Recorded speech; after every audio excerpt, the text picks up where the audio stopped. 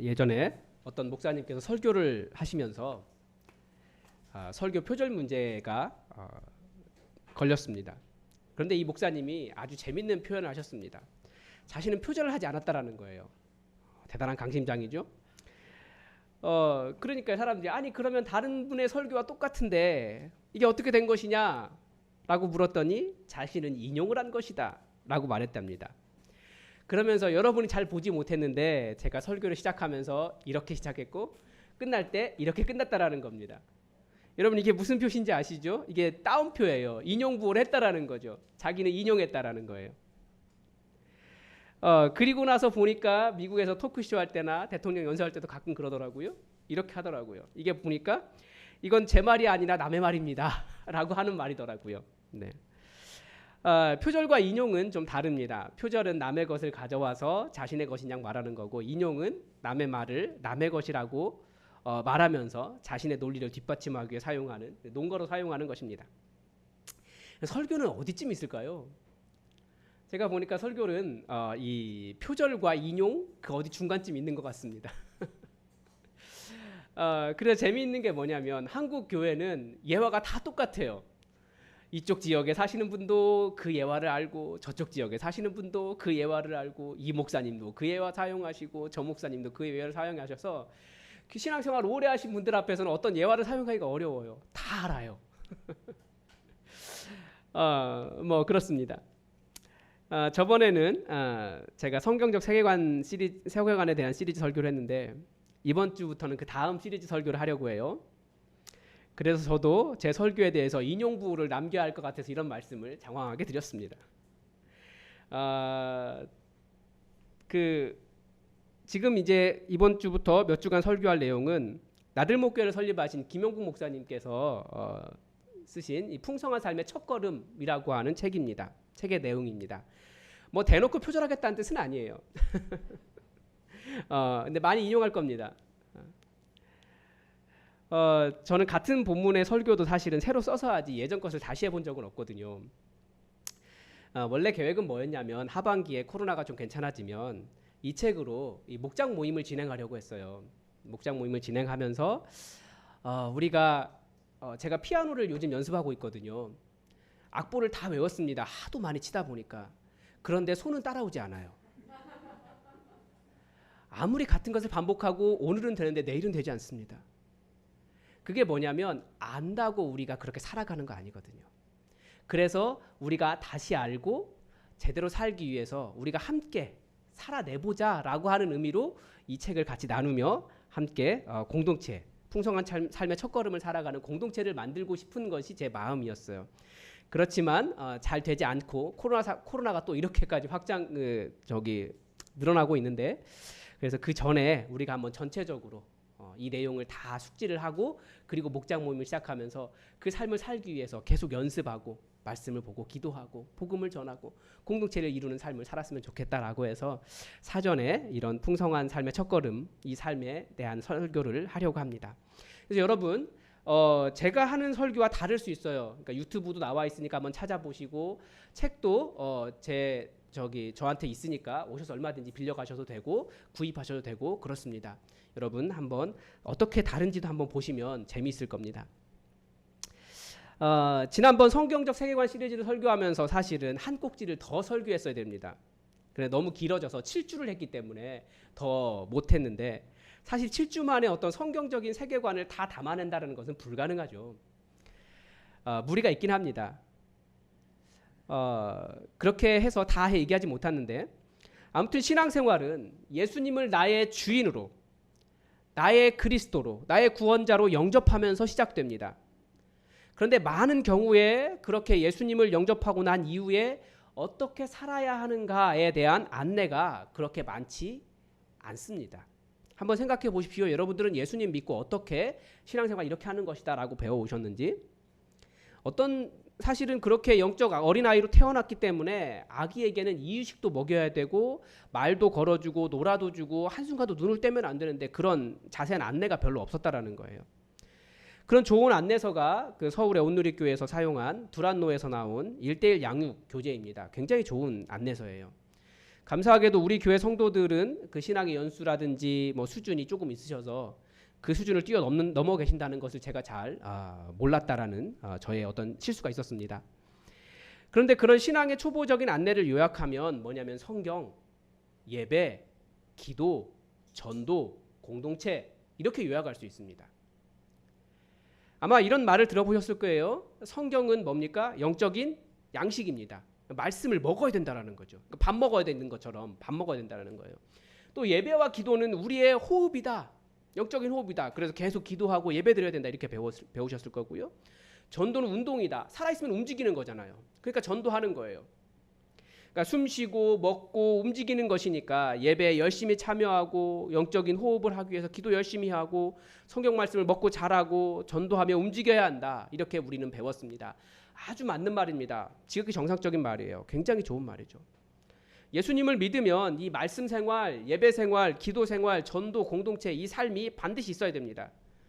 그런데 우리의 신앙의 첫걸음은 사실은 여기가 아니라는 거예요. 이 말씀, 예배, 기도, 전도는 신앙의 출발점이 아니라 신앙의 지도와 같고 또 신앙을 걸어가는 어떤 우리의 길과 같은 것입니다. 그러니까 일종의 신앙인의 순례길이고 신앙인이 어떻게 살아야 하는지를 보여주는 안내 지도와 같은 겁니다. 여기에서 오해가 발생합니다. 이 말씀, 예배, 기도, 전도, 공동체를 신앙의 출발점이라고 생각할 때가 있다라는 거죠. 이것을 신앙의 출발점이라고 생각하고 신앙생활 자체라고 생각하면 우리가 이 신앙생활을 하는 가장 근본적인 이유, 이 신앙생활의 목표를 상실하게 됩니다.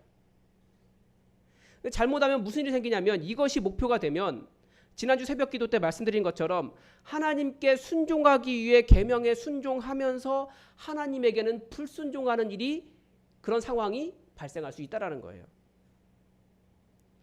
여러분, 우리는 무엇을 해야 좋은 신앙인이라고 무엇을 해야지 좋은 신앙이라고 생각하는데 그것이 무엇인가 새로운 의무를 갖는 것이 아니라는 거예요.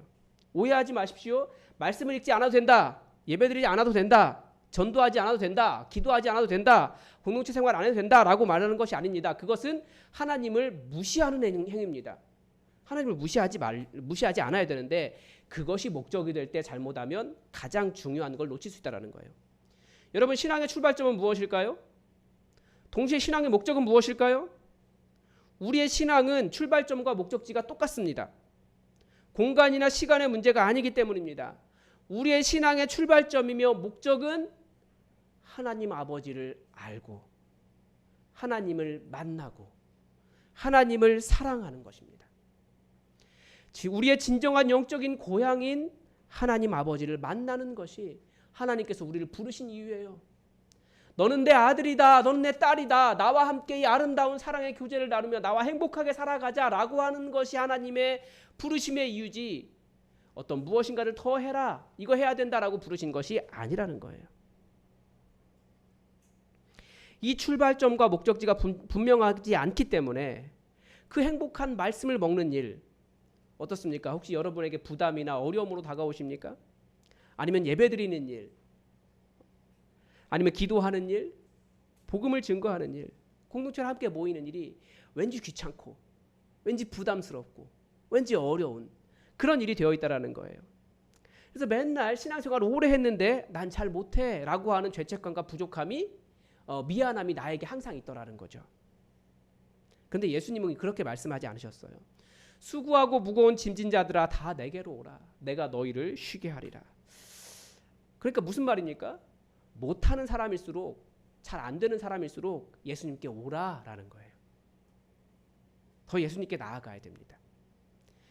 오늘 읽은 본문은 사실 11장 뒤에 붙어 있어서 이해하기가 참 어려운 내용이 되어버렸습니다. 이게 본문이 성경에 딱 떼어놓고 그 부분만 딱 떼어놓고 읽으면 다른 의미가 돼버리기 때문에 문맥을 매우 중요하게 봐야 되거든요. 똑같은 내용이 누가복음 10장에도 그 평행 본문이라고 하는데 똑같은 내용이 누가복음 10장에도 나오는데 오늘 본문과 똑같이 나오지는 않습니다. 그러니까 그 뒷부분에 지금 오늘 본문이 빠져 있어요. 누가복음 10장에서는. 이 성경의 장절 구분은 언제 한 거냐면 후대에 한 거거든요. 편의를 위해서 붙여놓은 거예요. 원래 있던 것이 아니에요. 절대적인 것이 아니고. 제가 보기에는 11장 뒷부분에 붙으면 안 되고 오늘 읽은 부분은 12장 앞부분에 붙었어야 됩니다. 그래서 12장에 어떤 서론 역할을 하면 적당해 보입니다. 마태복음 12장은 어떤 내용입니까? 예수님의 제자들이 안식일에 밀밭 사이를 지나가다가 그 미리삭을 먹은 내용이에요. 그러면서 바리새인들이 예수님의 제자들을 정죄합니다. 안식일에 하면 안 되는 일을 했습니다. 왜 저 사람들 가만히 놔둡니까? 당신은 스승이라고 하면서. 그러면서 예수님과 싸운 내용입니다. 그 다음은 뭐냐면 예수님께서 안식일에 한쪽 손 마른 사람을 고치시니까 바리새인들이 예수님 의료행위했다고, 즉 안식일에 하면 안 되는 일 했다고 어떻게 하겠다고 결심합니까? 예수님을 죽여야겠다라고까지 결심한 내용이 그 다음 내용입니다. 그러니까 사람을 살리겠다고, 민족을 살리겠다고 그 거룩을 찾아간 바리새인들이 자신들이 정한 율법을 따르지 않는다고 사람을 죽이려고 하는 모순을 보이는 그 안식일 논쟁이 마태복음 12장의 내용입니다. 예수님께서 하신 그 수고스럽고 무거운 짐은 첫 번째 의미는 유대교의 많은 그 율법이었고, 그 율법을 지키지 않는다고 사람을 죽이기까지 하는 그들의 잔인함에 대한 이야기입니다. 예수님 당신을 그래서 어떻게 표현하셨습니까? 나는 마음이 온유하고 겸손하다라고 말씀하셨습니다. 나는 바리새인들과 같지 않다라고 말씀하신 거예요. 지금 이 상황을 똑같이 볼 수 있는 게 탈레반입니다. 사람들에게 율법을 지켜야 된다라고 말하면서 뭐 도둑질하면 손발을 자르겠다라고 이야기하고, 뭐 여성들은 교육받을 기회를 박탈하고, 뭐 길거리에서 때리기도 하고 총살하고 뭐 그런 일들 일어나잖아요. 그게 율법을 지키겠다라고 하는 거거든요. 근데 그들도 알라라고 하는 신을 따라가는데 전혀 그 신은 온유하고 부드러운 사람이 아니에요. 부드러운 신이 아니에요. 그러니까 바리새인들이 사실은 그런 사람들이었다라는 거죠. 예수님은 사람에 대한 무한한 긍휼과 사랑이 가득하신 분이십니다. 예수님은 그 사랑과 온유함으로 그곳으로 사람들을 불러 모으신 겁니다. 그런데 어떤 사람들을 부르셨습니까? 수고하고 무거운 짐진 자들, 그 사람들을 예수님에게로 부르셨습니다. 수고하고 무거운 짐진 자들. 그리스도인이 된다는 것은 그렇지 않아도 힘든 세상살이에 수많은 새로운 의무 조항을 받아들여 종교 생활의 의무를 덧붙이는 것이 아닙니다. 그리스도인으로 산다는 것은 지금까지 자신이 주인이 되어서 살았던 삶이 얼마나 피폐하고 얼마나 소망 없는지 깨닫고 이제 예수님이 주인 되시는 삶을 살아가는 것입니다. 인간이 자기의 힘으로 살겠다고 할 때 인간은 무거운 짐을 지고 살아갑니다. 예수님은 그 짐을 하나님께 맡기고 그 지치고 피곤한 인생을 해방시키고 싶으신 거예요. 그 방법이 무엇입니까? 예수님께로 가는 거예요. 다른 것 없습니다. 예수님은 그 지친 영혼들을, 피곤한 인생들을 예수님에게 초청하고 계십니다. 잘 들어보세요. 다 내게로 오라. 신앙생활은 예수님께 가는 것이고, 예수님께 가는 것이 그래서 우리의 이유고 또 과정이고 목적입니다. 그래서 기독교는 어떤 사람들이 믿습니까? 이 인생에, 내 인생에 소망이 없다는 것을 깨달은 사람들이 예수님을 믿습니다. 초대교회는 어떤 사람들이 예수님 믿었습니까? 노예들이 예수님 믿었어요. 한국 교회도 선교 초기에 100년 전, 벌써 몇 년 됐는데 그때 왜 그렇게 교회가 급속하게 퍼졌습니까? 이 땅에는 가난하고 억울한 사람들이 너무나 많았거든요. 여성들, 종살이하는 사람들, 가난한 사람들, 양반의 기세에 눌려 살았던 사람들, 그런 사람들이 모두 교회에 와서 자유를 얻었어요. 배우지 못한 사람들, 사회적 약자들이 주로 예수님 믿었습니다. 고린도 교회도 그렇습니다. 너희가 자랑할 것이 무엇이느냐 라고 그렇게 이야기하잖아요. 그들은 인생 자체가 수고하고 무거운 짐을 진 사람들이었습니다. 그들에게 예수님은 어떤 존재였을까요? 나는 마음이 온유하고 겸손하니 나의 멍에를 메고 내게 배우라. 그리하면 너의 마음이 쉼을 얻으리라. 자신들의 주인들처럼 강압적이고 또 일을 시키고도 또 시키려고 하는 그런 사람이 아니었다라는 거죠. 예수님은. 그래서 예수님에게로 가서 예수님 안에서 쉼과 위로를 얻었습니다. 가난한 사람들, 가난한 사람들이 이 세상에서 얼마나 힘들고 멸시를 받는지 여러분 다 아실 겁니다. 그러니까 모두가 그 가난을 벗어나려고 열심히 노력하지 않습니까? 예수님은 그런 사람들을 다 받아주신 거예요. 그리고 그런 사람들이 예수님 안에서 안식과 위로를 얻었습니다. 여성들, 여성 인권이 지금 뭐 굉장히 좋아졌다고 말하지만 또 여전히 안 좋은 부분도 많이 있죠. 근데 이렇게까지 이야기한 것도 불과 20여 년, 30년 정도밖에 되지 않지 않습니까? 교회라고 하는 것도 한국 교회도 여성 목사 안수가 인정된 것이 1995년이에요. 실제로 얼마 되지 않았습니다. 이제 그때 목사 안수 받으신 분이 이제 은퇴할 시기가 됐어요. 그러니까 얼마 되지 않았어요.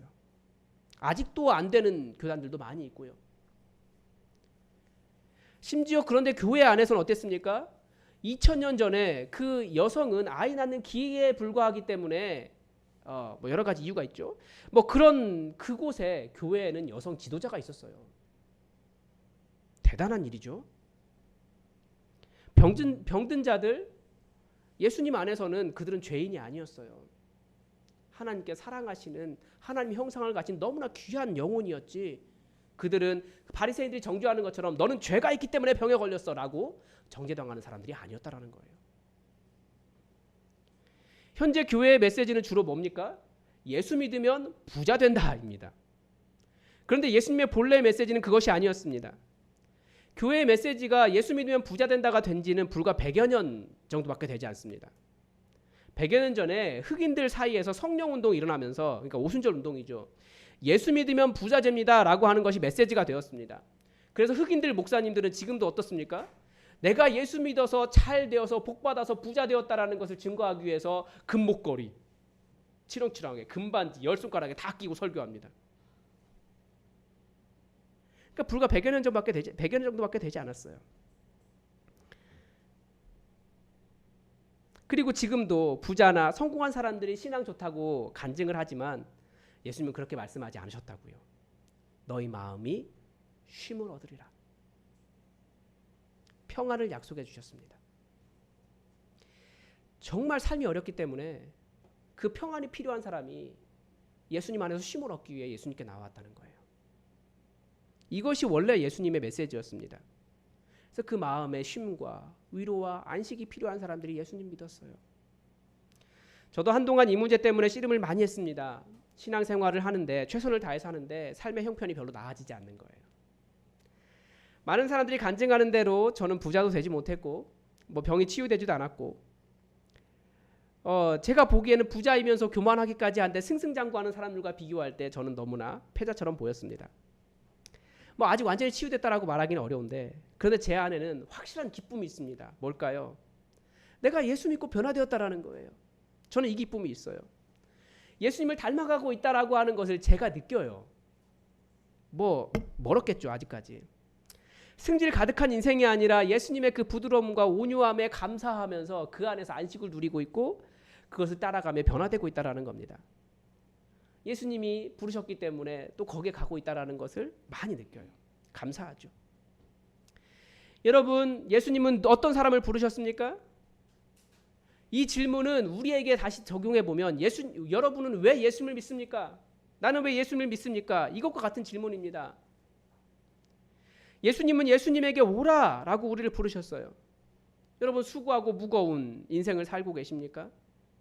예수님은 예수님에게로 오라고 부르십니다. 그게 목적이에요. 신앙생활을 하는 이유.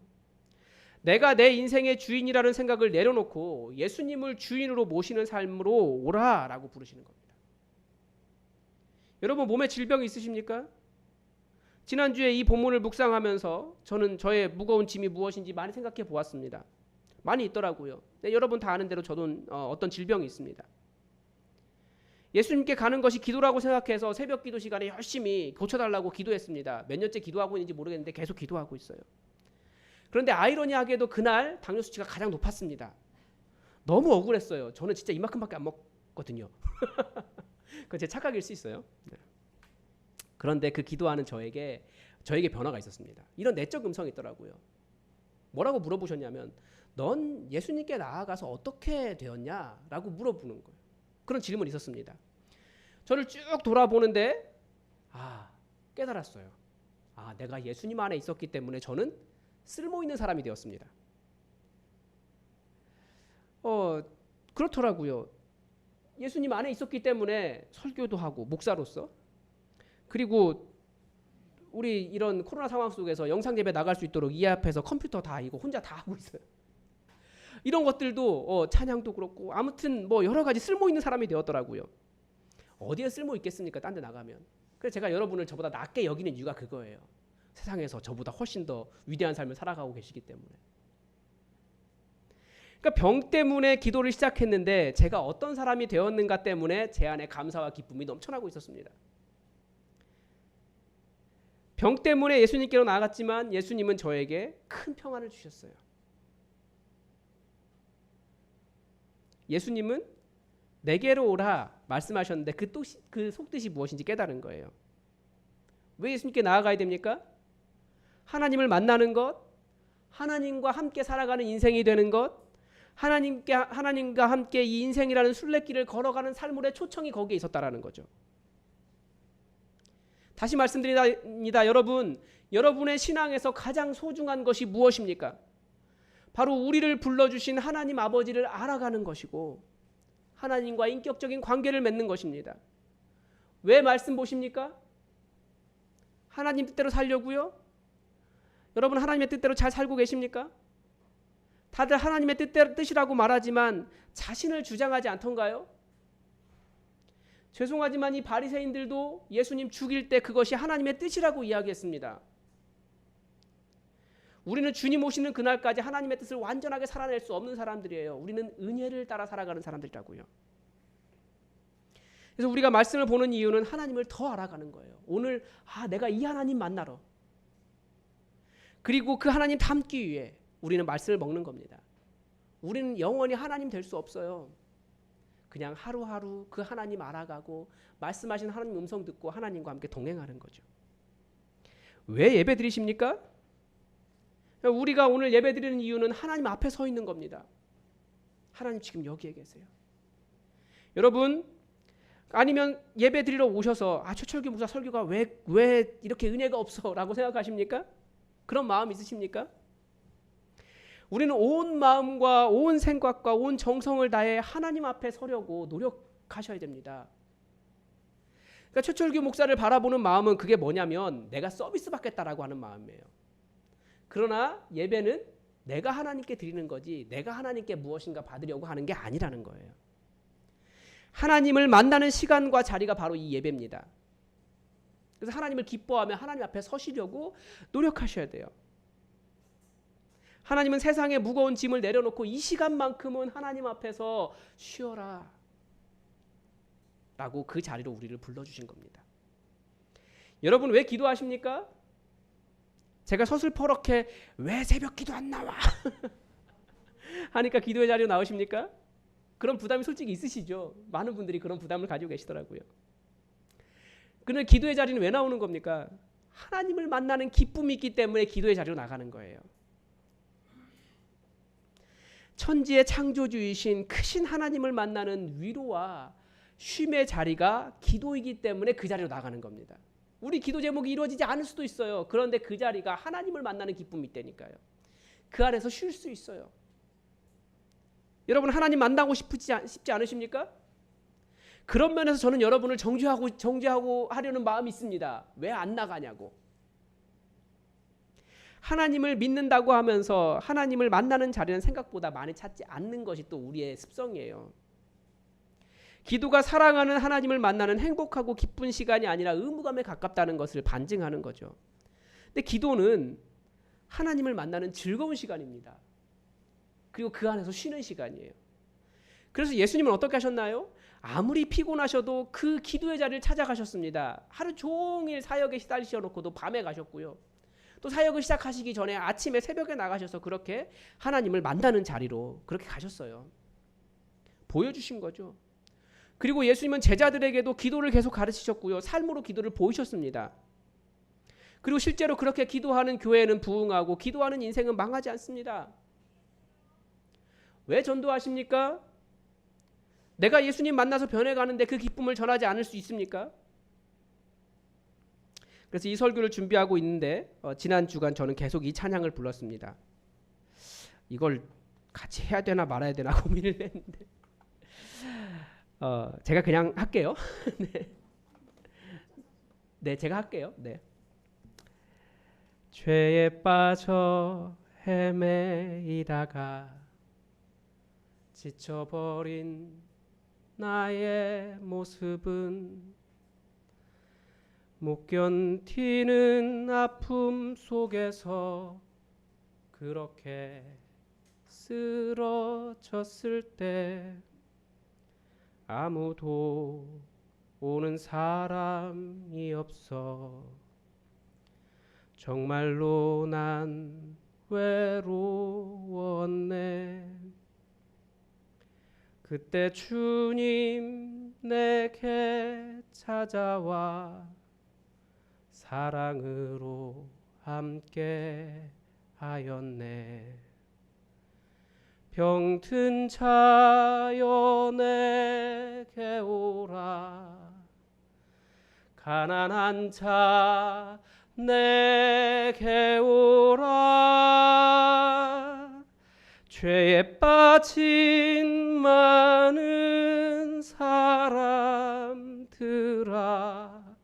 모두 다 내게 오라 슬픈 자여 내게 오라 괴로운 자 내게 오라 삶에 지친 많은 사람들아 모두 다 내게 오라. 사람들은 누구에게로 갑니까? 요즘 보니까 주식과 부동산으로 가더라고요. 돈이 위로와 쉼을 줄 것이라고 생각하는 것 같습니다. 그래서 돈을 벌 수 있다면 엄청난 강의료를 지불하고도 배우려고 하더라고요. 뭐 어느 정도까지 보상은 되겠지만 예수님께서 말씀하시는 그 하나님을 만나는 그 영혼의 위로와 쉼은 결코 줄 수 없습니다. 더 불안할 거려. 더 많이 가지지 못한 상대적 박탈감 때문에 더 힘들 거려. 또 보니까 대선 전국이어서 그런지 대선 후보에게 가더라고요. 왜 그렇게 많은 대선 후보가 있고 또 그 사람들에게 그렇게 몰릴까 생각해 보니까 어떤 사람들은 이권에도 관심이 있겠지만 많은 사람들이 최소한 그 정치인들이 거기에 모이는 이유는 자신들이 생각하는 그 옳다고 하는 이념을 그 사람이 성취해 줄 수 있을 것이다 라는 생각을 가지고 모이는 것 같더라고요. 외로운 사람들은 이성에게로 갑니다. 죽고 못 산다고 하지만 자신의 외로움 때문에 이성을 만나면 얼마 지나지 않아서 실망하는 것이 사실입니다. 그 외로움은 사람이 채워줄 수 있는 것이 아니거든요. 병에 걸리면 병원에 가지만 병원에서 그렇게 우리에게 쉼을 줄 수 있을까요? 병원에서 최근에 끝난 그 드라마처럼 그런 멋있는 위로를 주는 의사 선생님들 같은 분들 만나보신 적 있으십니까? 그렇게 많지 않습니다. 예수님은 우리를 초청하고 계십니다. 진정한 영혼의 쉼과 위로는 예수님을 만나는 것에 있습니다. 예수님께 가는 것에 있습니다. 그래서 신앙의 출발점은 무엇인가를 더 해야 한다가 아니라 신앙의 과정은 아무것도 하지 않아도 된다가 아니라 하나님 앞에 나아가서 하나님을 알아가고 하나님을 만나고 하나님과 대화하고 하나님을 사랑하고 하나님을 닮아가고 하나님 품에 안겨 있는 것이 우리 신앙생활입니다. 이게 출발점이고 이게 목적입니다. 여러분, 삶이 무거우시다면 그 평안을 모르신다면 우리 주님께로 가십시오. 우리 주님은 여러분에게 진정한 평안을 주고 싶어 하십니다. 그 사랑하는 아버지의 마음을 이해하시고 예수님께 나아가십시오. 거기에 진정한 평안이 있습니다. 기도하겠습니다. 하나님, 우리가 신앙생활 열심히 한다고 하는데 우리에겐 항상 부족한 마음과 아버지 앞에 죄송한 마음이 있습니다. 아버지, 우리가 무엇인가를 더 잘해서 하나님 앞에 위로를 얻는 자들이 아니라 아버지 품에 안겨있기 때문에, 아버지를 만나고 있기 때문에, 아버지를 사랑하기 때문에, 아버지를 알아가고 있기 때문에, 아버지의 음성을 들었기 때문에, 아버지와 사랑의 교제를 나누고 있기 때문에 그 신앙으로 기뻐하며 행복하며 감사하며 평안을 누리며 살게 하여 주옵소서. 인생이라는 이 험악한 시기와 공간을 살아가면서 내가 내 힘으로 살아가려고 아등바등하지 않게 하시고 하나님과 동행하는 이 아름다운 믿음의 순례길을 걸어갈 수 있도록 우리에게 항상 주님의 평안으로 함께하여 주시옵소서. 우리를 주의 품으로 안아주심을 인하여 감사드리며 예수 그리스도의 이름으로 기도드립니다. 아멘.